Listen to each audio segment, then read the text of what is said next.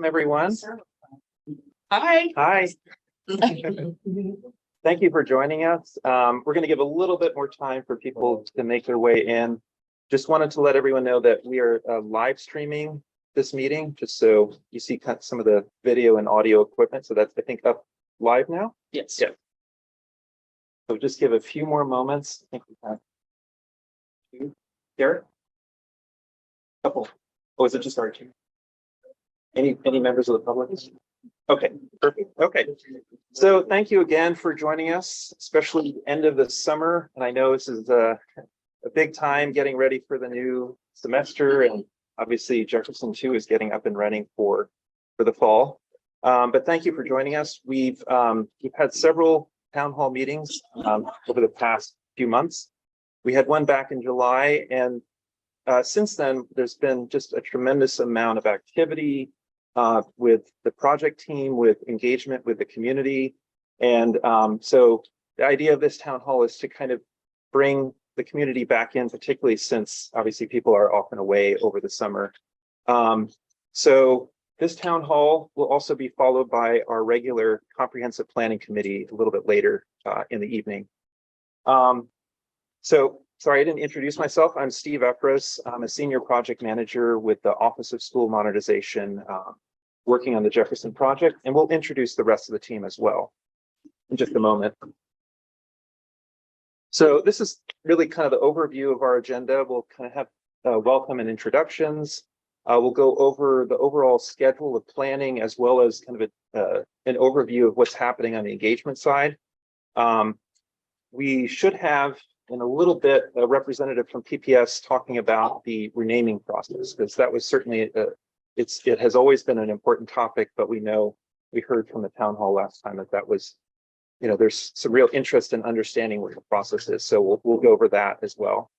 And then the design and engagement team will go into a little depth about the prior comprehensive planning committee meeting, which I think was number 2 back in June. And then what's coming up a little later this evening as the next comprehensive planning committee meeting. So I'll hand it over to Keisha. Yes. Thank you so much. So I'm Keisha Locklear. I am also project manager with OSM in PPS. And Ayana Horn is also another one of our project managers. We've got a little bit of emergencies, so she'll be joining us in a little while. And then Bora is is the lead architect for the project and partnering with Lever Architecture. We have a few of those in the design team here today, as well as our engagement consultant co-locate. And we have on board Hood Design, Urban Design, Place for landscape, and Your Street, Your Voice for student engagement.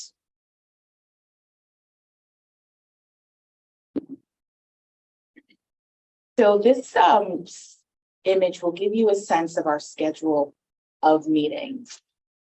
Today we are at a town hall and a CPC meeting, and you can't see the colors so great, but in orange that'll indicate the rhythm of the meetings, the CPC meetings, and in green the rhythm of our town hall meetings, with a few open houses and community design workshops slated for the future. Those are meant to be sort of full day workshops with the public. And then in between, we have in red our steering committee, which is made up of PPS leadership, which helps to kind of guide us in the feasibility of our planning with the CPC. Yeah. And yeah, we just want to give you a sense of what we've been up to engagement wise. Co-locate led a really dynamic session with our middle schoolers at Fabian. And they talked about their experiences in school. And at the end of it, we built this sort of, what would you call it, a monument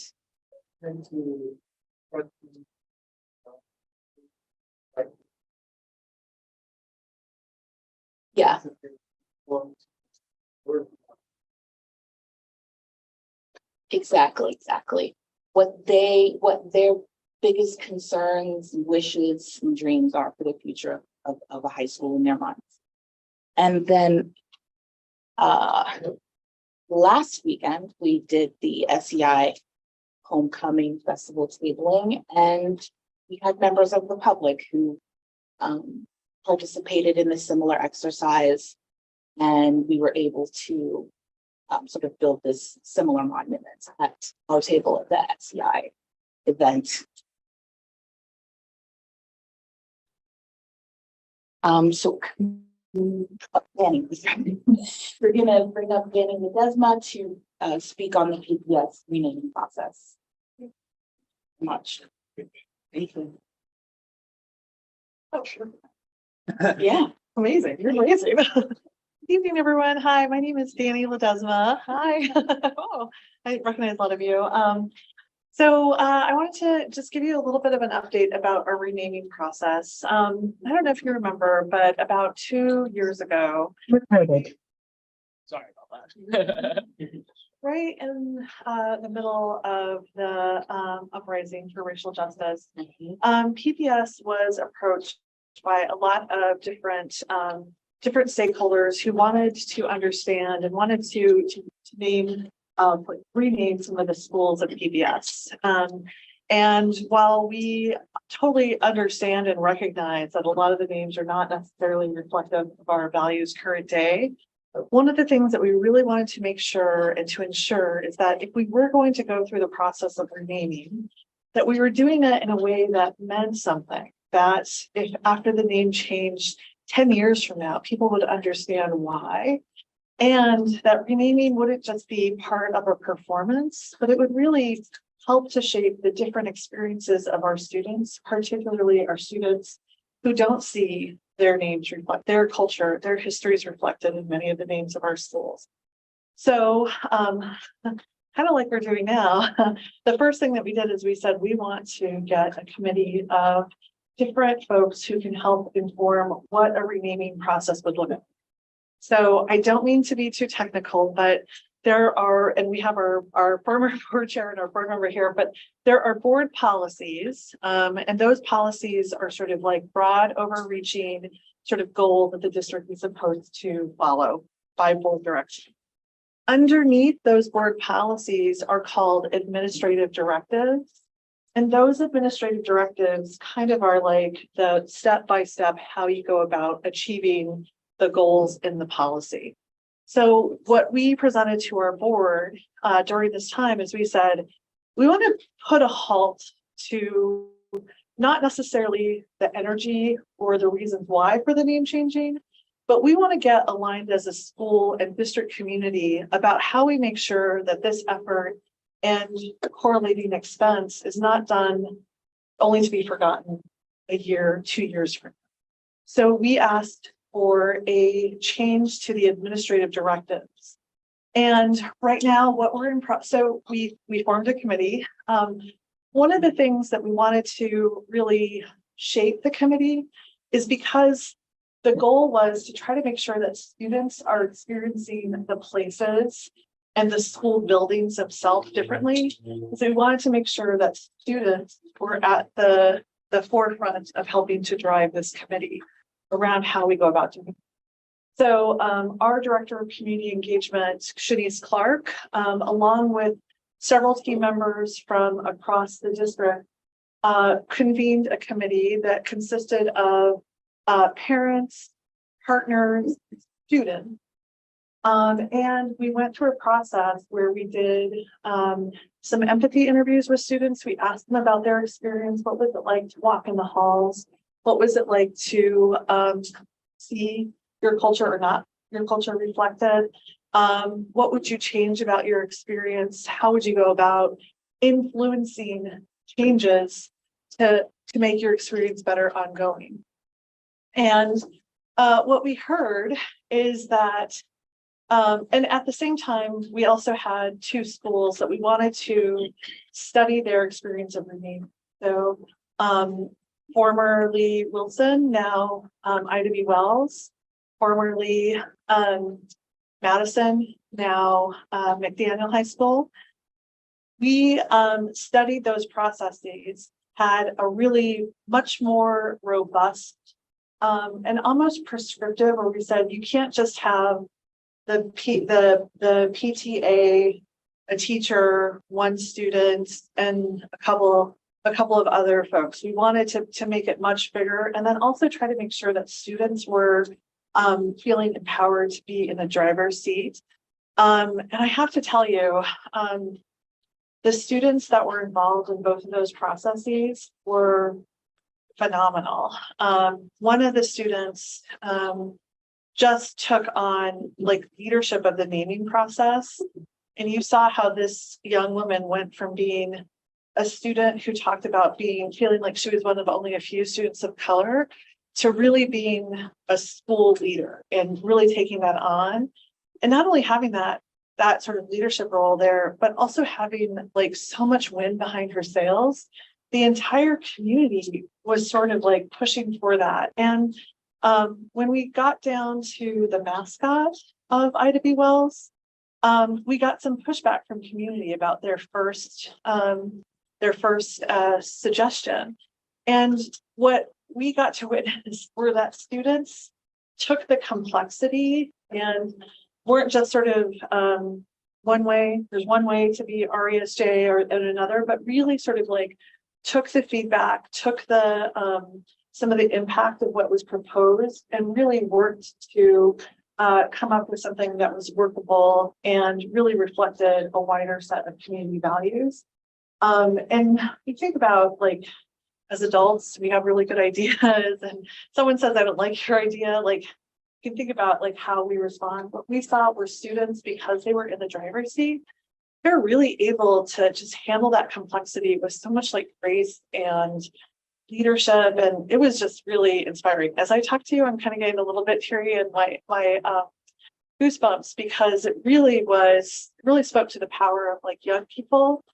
And when I think about that name change and what that means for that community and how, if I think it'll sustain over time, there's so much more than just the name that changed at that school.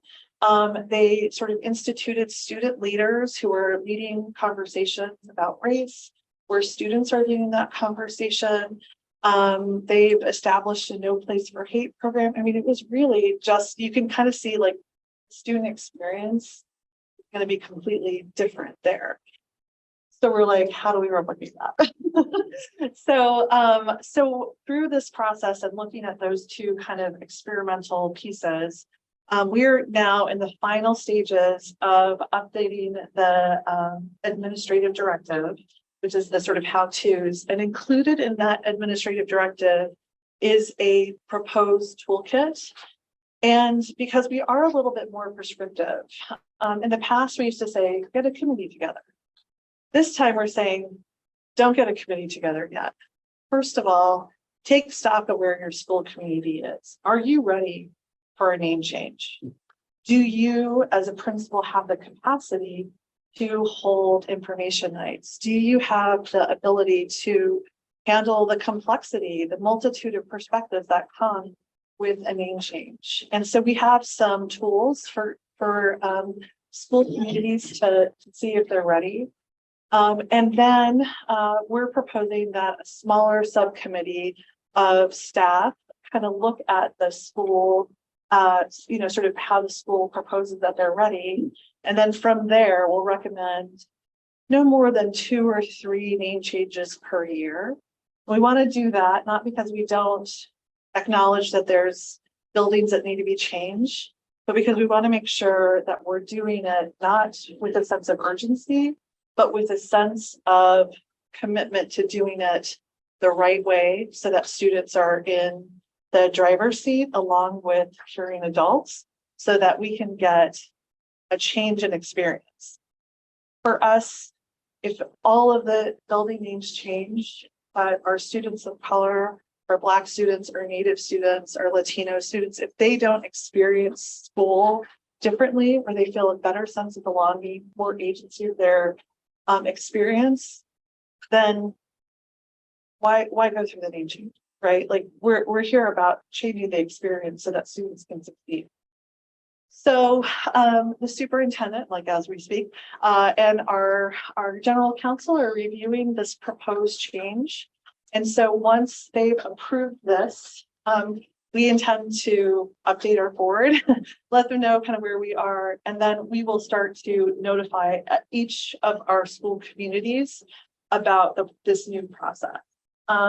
And so what we've tried to do is pull as much as we can from what we learned from the 2 name changes at McDaniel and at Ida B. Wells, so that we can put that into that toolkit so that school communities can kind of, you know, do the 1, 2, 3. And a lot of it has to do with, you know, what does a good committee look like, right? Like, you know, how can you support students? Like, what are ways that you're not telling students how to do it, but you're sort of giving them resources so that they can facilitate the meetings? How can we give folks stronger facilitation skills? Those sorts of things are in the toolkit, as well as when there's disagreement, what are ways that you can help move through disagreement to get to a common goal there. So that being said, did you have a question? Yeah, you know, Jeff was the one who different.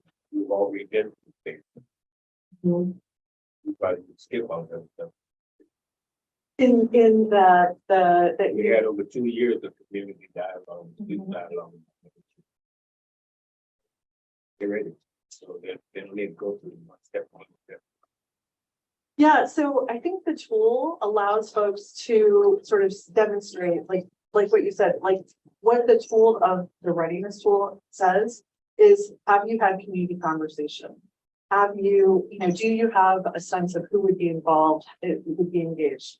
Does your school have, in addition to a name changing committee, do you have student affinity groups? Is there a Black student union? Is there, so we're that sort of readiness that you're asserting is what that tool is asking for, because you're right, we have schools that are various levels of readiness. And again, we want to make sure that that we're looking at the name change as one of a set of tools to change the student experience, with the changing the student experience really being the most important goal for us, is wanting to make sure that our students feel a sense of belonging no matter where they walk through our day. I have a quick question, Danny. Hi. So you've done those empathy interviews, and then are we going back to do a post project evaluation or post meeting? You know, you do your how are you experiencing school today? And then are we following up with students? We can, I think, so in terms of our, like, yeah. Like the feeling of belonging and changing that experience, how would we know it's sensible? If I- we're not measuring it? Sure. Yeah, I think what you're saying, I think what we believe is that by studying the 2 case studies and the empathy interviews, that the changes reflect those.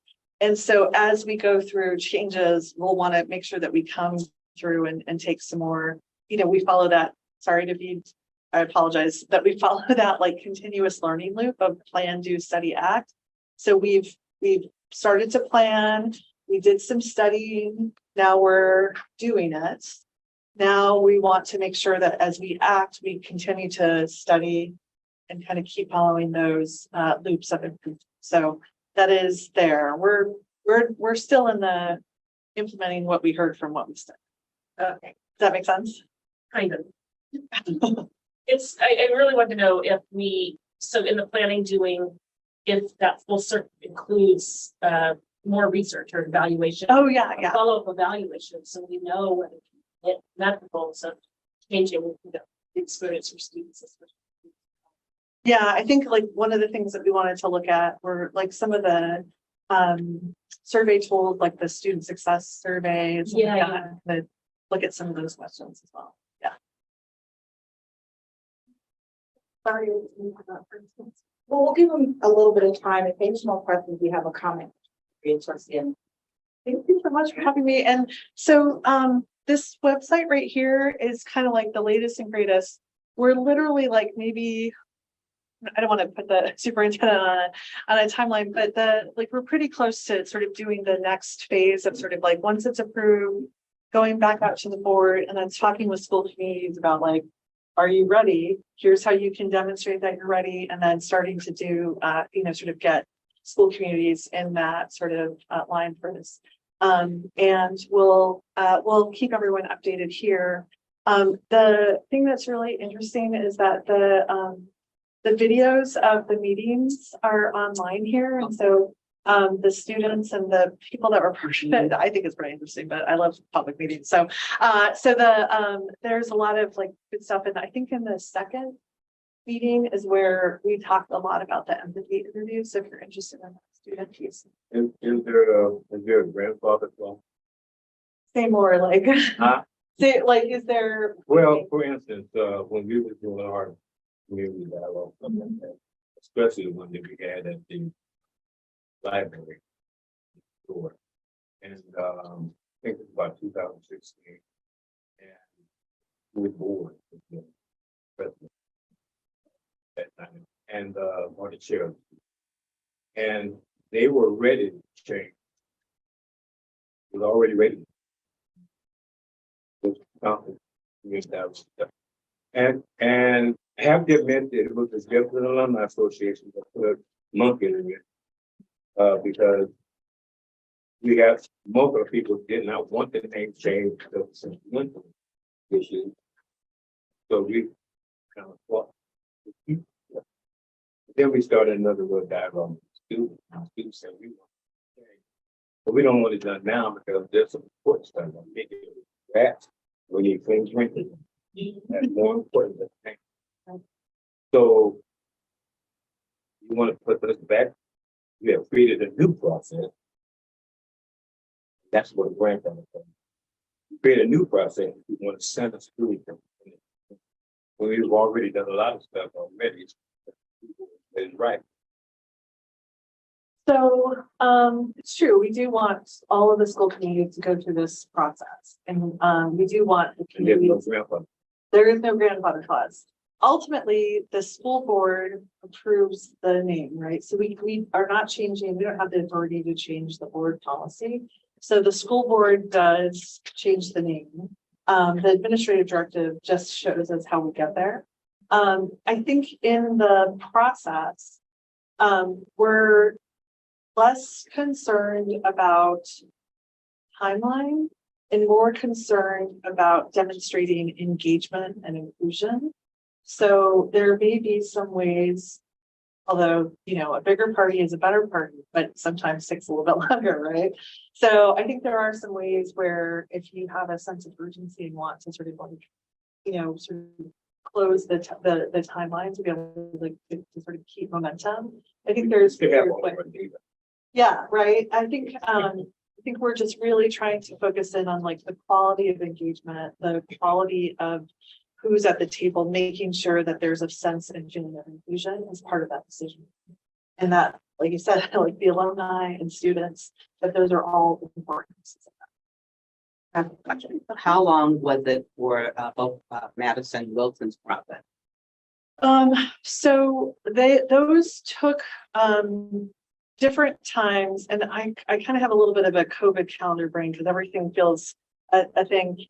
The challenge of those processes is that those both took place during the pandemic when it was, some of them were started in person and ended up hybrid, those things. So I don't know that they're the best indicator, just given kind of where we are as a district with that. Wondering cost, I think we anticipated those taking like 3 to 4 months, and it took longer. Like, for example, when we got to the Ida B. Wells, they got to the name rather quickly and then proposed the mascot. But then the board said, go back and take some more time. So that added on to that. Whereas at McDaniel, the round of voting, the students really wanted to kind of keep on, sort of machinating with like the different names. So they did a couple of rounds of voting there. So I think they're kind of. So are we able to find the videos for those two schools and information on their processes to be able to view, just to see, people's comments, what they shared, to be able to kind of. If you, I think these are live links right Okay. here, and so they have like a more of an overview. We might have to, if you don't find them, you can reach out, and my name's all over this website. You can reach out to me and we can see if we can find like the minutes or something. I'm not sure if we have like the actual like recordings. I For see. most of the students were off camera Okay, when we did these, so we felt like it was okay to post it. got it. But for there, we didn't want to, Okay, thank you. thank you. Thank you. I think now we're gonna have the design team go into a recap of the last CPC meeting and forecasting into what we're gonna be doing today. Thanks, Keisha. So I'm Becca Cavell with Bora Architecture and Interiors, teamed with Leva and with co-locate on this project, as Keisha mentioned before. So CPC 2, the Comprehensive Planning Committee 2, we've got some of the members of that committee in the room today. Thank you for being here early. Was way back in June. And we took hiatus over the summer because folks are busy with all sorts of other things through the summer. We have our next meeting, CPC 3, is a two-parter because not everybody's back yet. So we're having our first session today and we're repeating it in a couple of weeks. So I'm going to quickly recap what happened back in June. We were really focused on establishing a mission, vision, and values for this project as guiding guiding principles really to help the committee and to help the design team establish the right parameters and review information with a common understanding of values. And so there was quite a lot of presentation in the session. We talked about PPS's own mission and values, and that's what you're seeing here. And Jefferson also has a set of statement values. The district also has a climate justice initiative, fairly recent, and we wanted to make sure that was also brought into the conversation. So this is a slide from the meeting back in June that was part of that sort of getting everybody up to speed. And then we asked the committee to break out into groups and to share some personal stories and values, and then to work together to identify anything that they thought might be missing or that they wanted to elevate in the conversation so that we can maybe consider introducing that into our set of values for the project. Some of you were also at an open house that happened before the Comprehensive Planning Committee started meeting back in May, and we asked members of the community to share in post-it form their own values too. So we're trying to, we're sort of crowdsourcing a little bit here, and we're going to continue to do that. Co-locate, we have Kareem and Brian here from Co-locate, are doing a lot of work with community design organizers now to try and push information that's coming out of this process deep into the community. And the Comprehensive Planning Committee members are also being asked to meet with their communities. Each of them is a stakeholder for a specific community, and to push out information from our meetings and to bring information back to our meetings so that it's a feedback loop. So back in June, we did this work, and just a couple of weeks ago, we sent out to the committee a proposed mission statement and set of guiding principles for the project. And we've asked them to please go out to your stakeholders, review with them, and then give us feedback through an online document so that we can begin again to crowdsource and to iterate. So that work is underway. And we have here, I don't have time to read it through, but I wanted to share with you that draft mission statement, and we can maybe send this out after the meeting. We could post it on the website. A JHS modernization mission statement. I will read this. The new modernized Jefferson High School will provide each student with an equitable, individualized, high-quality learning experience and the tools to reach their full potential within an environment that is safe, healthy, and joyful. The new comprehensive high school will embody PPS's mission, vision, and values, and its climate policy. Talked about that just now, to strengthen the future of its students and its communities through the following guiding principles. So we don't have time to read them all, but we'll just share with you that the overarching pieces. We're talking about how to guide the process. design for equity and justice is front and center. Resiliency and equity of investment is the second piece there, and a lot of sort of how to do that follow. Then again, under guiding the process, design and construction experience, how we should be working together. Transparency and decision making, something we've heard loud and clear from everybody, how important that is. Trust is a big issue. And then guiding the school program. This is about the learning experience and how this project should support a successful learning experience. And guiding the cultural experience. I think I've got a couple of slides here. This is all around heritage and representation. So many direct actions. Some of these are direct quotes from what we heard from committee members and from the community. Okay, so I'm sorry, that was the last slide there.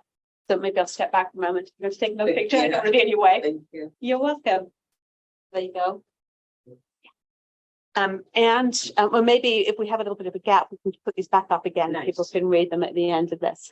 So that's the work that the committee has been asked to do as homework. And like I said, the second version of today's CPC meeting is in a couple of weeks. So there's still a couple of weeks for that homework to happen. And we have our fourth meeting on September 21st. And that's, I think, where we'll really unpack what we're hearing. And these guiding principles are not set in stone. They're going to change and be edited and improved as we go through this process. So if any of you have any input, you can share it, right? We want to hear it.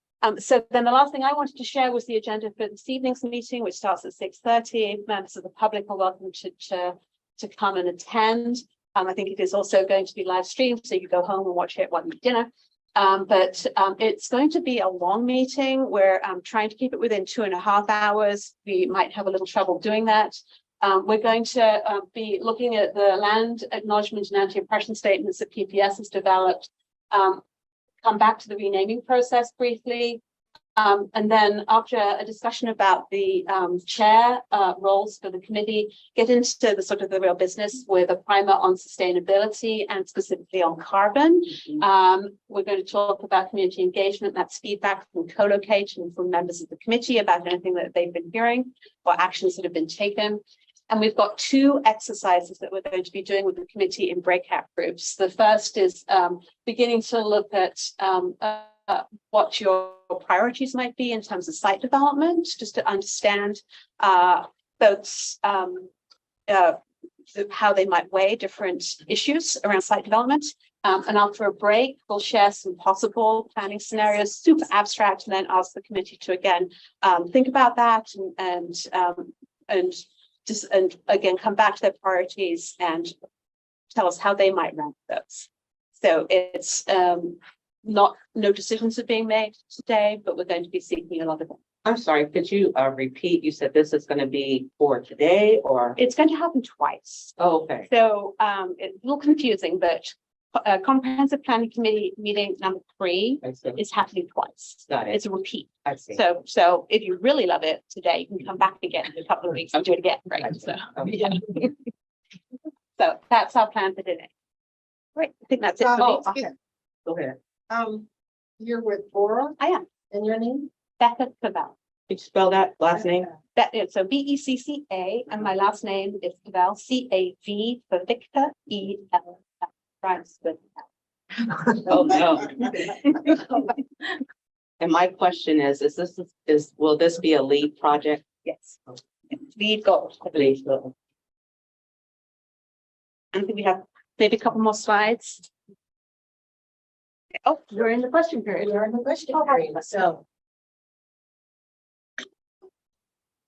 Questions from the crowd. Yes, I have a question. So how will this project be let out to the community? And what is the percentage of WMWESB businesses? What's your goal for this project? What was your first question? How will it be? Let out when, and when will this be let out to the community in general? You mean like for bidding? Yes. Gotcha. Or we're gonna have negotiations. We are currently in development of the CNGC RFP. Which should be coming out by the end of the year. We currently are in the works of reaching out into the community with a particular concentration on engaging our minority contractors. Okay. Area.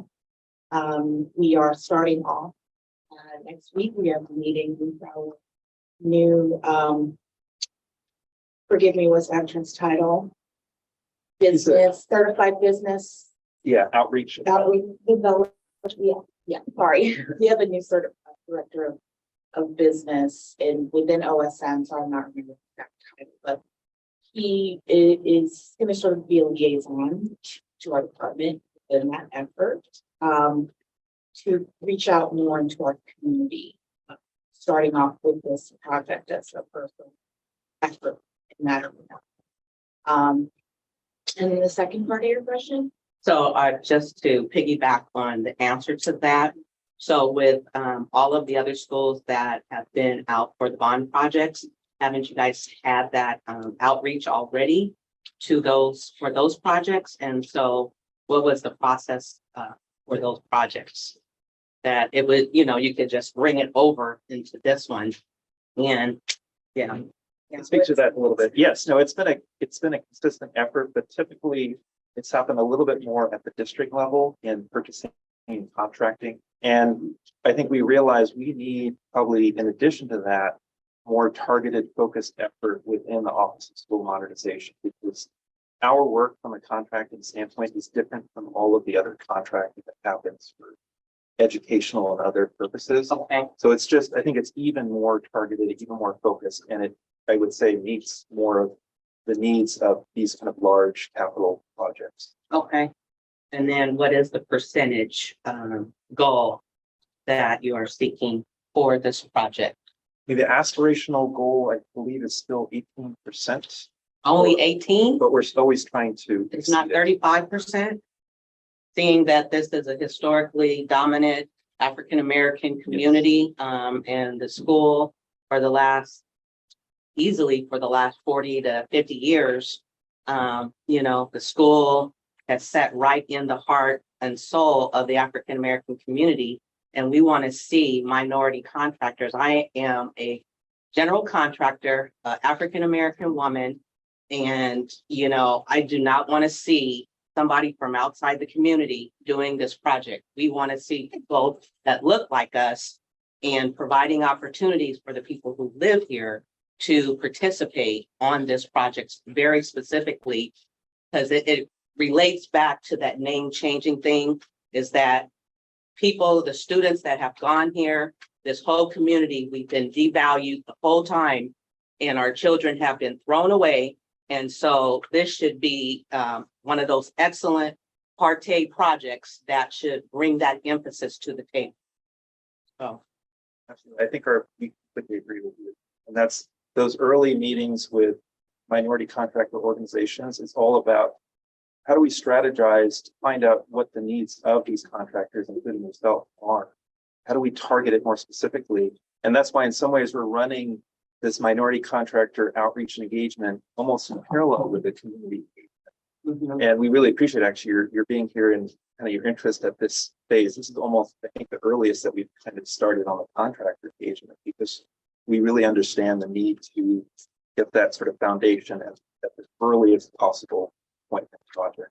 right. And then who would I send any other comments to? I don't want to take up the times here, but who would I send Yes, suggestions, constructive? this email right feedback. here, Okay, you can send any question or comment. It's JHSmod. I'm gonna take a picture. Okay, JHSmod@pps.net. Before you. That's who we are actually meeting next week. And EMC is our first meeting. We will engage in that whole process and reaching out to the minority. We're members of that organization. Okay, well, then you will see us at your next meeting on September 7th. Yes. How about the target timeline for groundbreaking? Schedule. I'll let you Yes. answer that one. Yeah, we're targeting 2024 for the start of construction. Now, part of what will determine kind of the overall schedule is which of the options is basically presented by the CPC as the preferred option to the board. There are a number of different scenarios that have kind of different requirements for, where students go. We accommodate swing site needs. So all of that kind of will help determine the overall schedule. But that's really our goal is to be on the ground in 2024. I think the bond language communicated opening in 2026. What that could end up being is more of a possibly a phased opening. But again, just depending on the approach, modernizing, rebuilding, there's a number of different factors that come into play. May I make a quick comment? Thank you for your comments about that. I really also live in the neighborhood, attending the school, and I'm on the school board. Really also want to see strong minority representation. I'm also wondering if we can consider, if a construction, while you're doing CMGC, to consider not using generals who have had nooses found on their construction sites. Some people have repeatedly got jobs in spite of this. I would really hope that, as a school district, we would send a strong message that this is not tolerated. Maybe it is at the city or the county, but not here. Yeah, oh yeah, I'm like, I'm not in a question. It's like, yeah, I have this tangential. Yes. I want to speak on that too, so. Very hollow. And, that is a intentional effort that we're. Money that is getting built by the school, close to the community. You already know all the school cases go, working on the contracts, building, how we have this out of opportunity because of that. So we are being intentional. How do we help increase those body for the intentional thought process.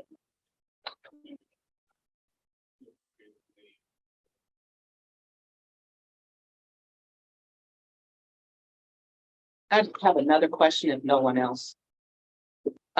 This is for Becca. It's in regards to will the plan and design feature the existing shell of the school, or is that going to change? Oh, we don't know yet. Okay. That's the work that is just beginning I now. see. We're going to start talking with the committee today Okay. and in 2 weeks about that. Thank you. One quick note, from what I understand, there are several people on Zoom call, but we're not sure if they're interested in making a comment. So if you could raise your hand if you're interested in commenting. Can I raise my hand while Yes. I have a comment? But I forgot to say something while we went to see if Yes. you guys have a comment. So I just wanted to share, it was up on the screen, but we weren't explicit about it, I don't think. But October 15th is a community design workshop. It's a Saturday. We haven't established the actual format or location for it yet, but it's going to be a whole day event, probably multiple sessions, drop-in-ish. And we want everybody to make sure that you mark that on your schedule and that you join us for that.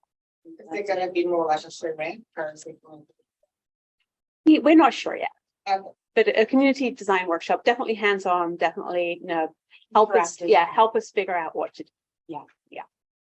Flyers for people to remember the date for now. More details somewhere. This is Jeannie Lai, design principal Awesome. for Take one of these. Yeah. and Put it in your calendar. And there are also flyers for our upcoming town hall meetings as well.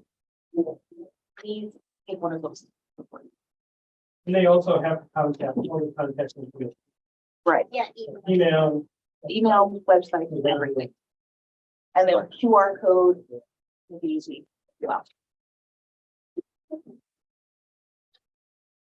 Okay, so for viewers on Zoom, if you'd like to raise your hand, we're doing last call for questions. Once, twice. There's one more. Yeah. There's a budget allocated. The bond. Yes, the bond allocation is $311 million. Do you remember? Oh, okay, sorry. Is there any other questions? I have one. Okay, I'm gonna. you're speaking for the crowd. Yeah, so what was the bond allotment for Lincoln? The what allotment? The Bond allotment. Oh, the bond. Dan, do you know? Yeah, Ballpark. What do you mean? Like, What was the finishing number? maybe it's around 200. 240. Okay, thank you.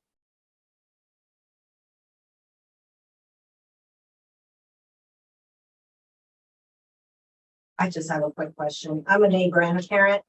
I understood that the plan was to keep the students on site and not like have them drive out of, the super far to go to school, like the other schools and everything renovated. Is that still the plan that the kids remain either at PCC or on the field? yes, Okay. yes. Plan, right now we have 3 schemes we're working through CPC today, all of which either remaining in the building, if we build a new building, a la Lincoln, or building a temporary classrooms on the south lot while we work on and abate this building for a remodel. I have one more question. Yeah. Who would I contact for student population as far as the volume and what's forecasted for the next 5 years? There's actually on the PPS website, Mm-hmm. I think if you search in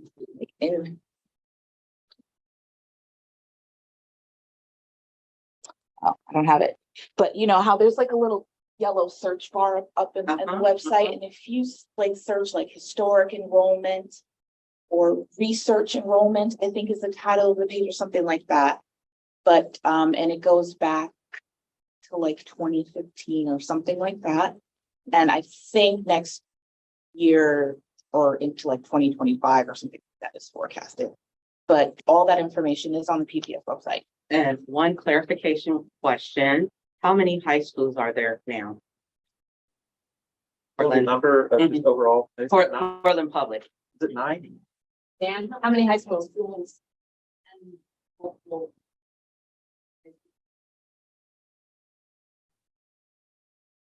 Comprehensive, 9 comprehensive? Yes. Okay, And then there's some books. right. Okay, thank you. If you can't find the enrollment information on the website, you can email public record. Okay, Yes, not that. thank you. Okay. Last call for questions. So right now in Jefferson High School, and I'm just like what is the name and. So is that that? The high school now?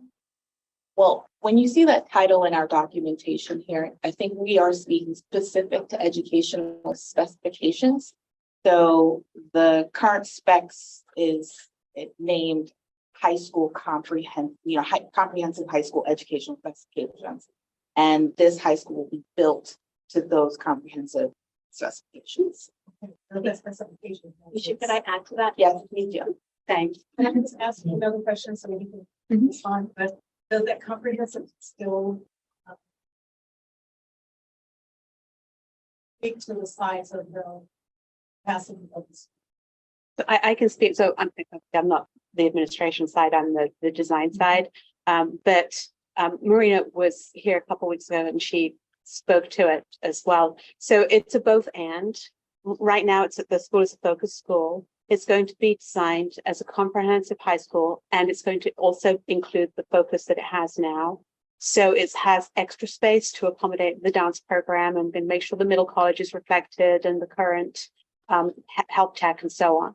So it's a both and it's going to be designed to the comprehensive high school capacity of 1,700 students.